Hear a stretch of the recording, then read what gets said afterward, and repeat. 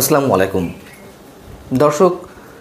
সাবেক রাষ্ট্রপতি অ্যাডভোকেট আব্দুল হামিদ দেশ ছেড়েছেন। গভীর রাতে তিনি থাই এয়ারওয়েজের একটি ফ্লাইটে দেশ ছেড়েছেন এবং এটি মোটামুটি নিশ্চিত তিনি চিকিৎসার কারণে দেশের বাইরে যেতে পারেন, অন্য যে কোনো কাজে যেতেই পারেন, কিন্তু তার এই যাওয়াটা নিশ্চয়ই স্বাভাবিক কিছু নয় এখনও পর্যন্ত জানা যাচ্ছে। এবং তিনি নাকি গ্রিন সিগন্যাল পাওয়ার পরে দেশ ছেড়েছেন।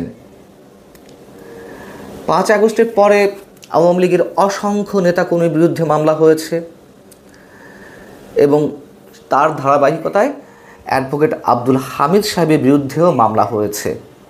তবে তিনি কিন্তু এলাকাতেই ছিলেন, তার কৃষ্ণগঞ্জে নির্বাচনী এলাকায়। প্রশ্ন হচ্ছে যে অ্যাডভোকেট আব্দুল হামিদের রাজনৈতিক জীবনের অনেক ধরনের ব্লেম তার নামে থাকতেই পারে, আমি যতদূর জানি নেই, তারপরে যুক্তি খাতিরে ধরে নিলাম। তিনি একজন সজ্জন ব্যক্তি, দীর্ঘ রাজনৈতিক ইতিহাস রয়েছে তার রাজনৈতিক জীবনে। কেন তাকে দেশ ছাড়তে হলো, কী কারণে? যখন কিনা আওয়ামী লীগ রিফাইন্ড হয়ে আসবে, ফ্রেশ ইমেজের ব্যক্তিদের মাধ্যমে নতুন করে আওয়ামী লীগ গড়ে তোলার কথাবার্তা হচ্ছে বিভিন্ন জায়গা থেকে, আওয়ামী লীগের অভ্যন্তরীণ পর্যায়েও বিষয়টি ভাবা হচ্ছে।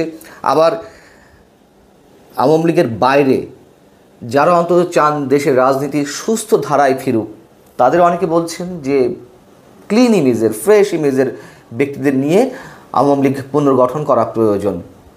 সেই জায়গায় অ্যাডভোকেট আব্দুল হামিদ, আইভি রহমান, সাবির হোসেন চৌধুরী, এরকম কিছু ফ্রেশ ইমেজের ব্যক্তিদের নিয়ে নানানভাবে আলোচনা চলছে, বিশ্লেষণ চলছে। সেই মুহূর্তে অ্যাডভোকেট আব্দুল হামিদের দেশ ত্যাগের খবর, এবং আমি প্রথমে বলছিলাম যে নিশ্চিতভাবে এটি স্বাভাবিক প্রক্রিয়ায় যাওয়া নয়। তাহলে কি তার উপরে কোনো কিছু ইম্পোজ করা হয়েছে?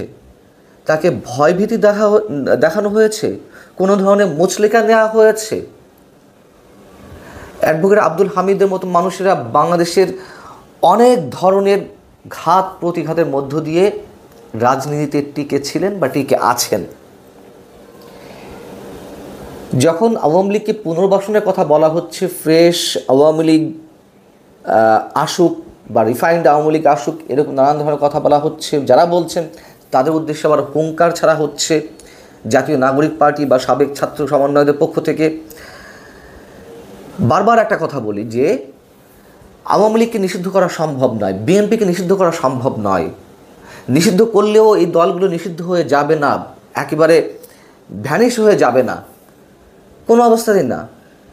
অতএব অবশ্যই রাজনৈতিক একটা পরিবর্তনের জন্য, ইতিবাচক পরিবর্তনের জন্য ক্লিন ইমেজের মানুষদের দিয়েই অন্তত আওয়ামী লীগকে পরিশুদ্ধ হতে হবে। সেই জায়গায় আমরা দেখছি যে নানান ধরনের হুমকি ধামকি, নানান ধরনের থ্রেট, মানে প্রধান উপদেষ্টাকেও থ্রেট দেওয়া হচ্ছে, ডক্টর মোহাম্মদ ইউনূসকে। এইগুলো আবার অনেকে বলছেন নাটকের অংশ, আওয়ামী লীগ নিষিদ্ধ হবে না, কিন্তু ছাত্রদের আবার নামানো হয়েছে প্রধান উপদেষ্টার বিরুদ্ধে কথা বলার জন্য এই ইস্যুতে। নাটক, বাস্তবতা, আমরা এগুলোর সমীকরণ অনেক মিলিয়েছি, হয়তো আরও অনেক মেলাতে হবে। কিন্তু অ্যাডভোকেট আব্দুল হামিদ মানুষ হত্যা করতে পারেন, এটাকে আমাদের বিশ্বাস করতে হবে। তার দলের মধ্যে গ্রুপিং, লবিং বা দেশের মধ্যে রাজনৈতিক নানান হিসেব নিকাশ থাকতে পারে, কিন্তু হত্যা করতে হবে, মানে তিনি হত্যা করবেন, এটি মানুষ বিশ্বাস করে। অথবা পরিকল্পনা মন্ত্রী, সাবেক পরিকল্পনা মন্ত্রী এম এ মান্নান, তিনি মানুষ হত্যা করতে পারেন, তার বিরুদ্ধে হত্যা মামলা হয়েছে, তাকে অ্যারেস্ট করা হয়েছিল, জামিন দেওয়া হয়েছে।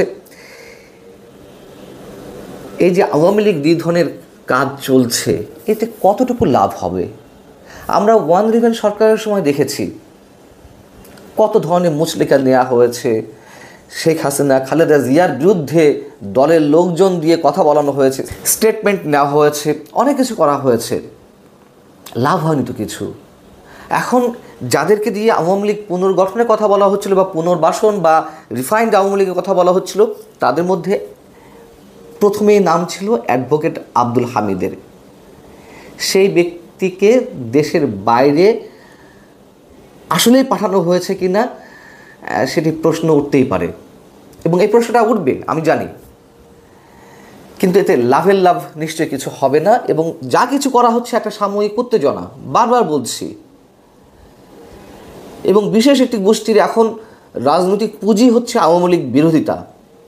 কিন্তু এগুলো করতে গিয়ে দেশকে কোথায় নিয়ে যাওয়া হচ্ছে তারা বুঝতে না পারলেও অনেকে উপলব্ধি করতে পারছেন যে এর পরিণামগুলো কী হতে পারে। আল্লাহ হাফেজ, ভালো থাকুন সবাই।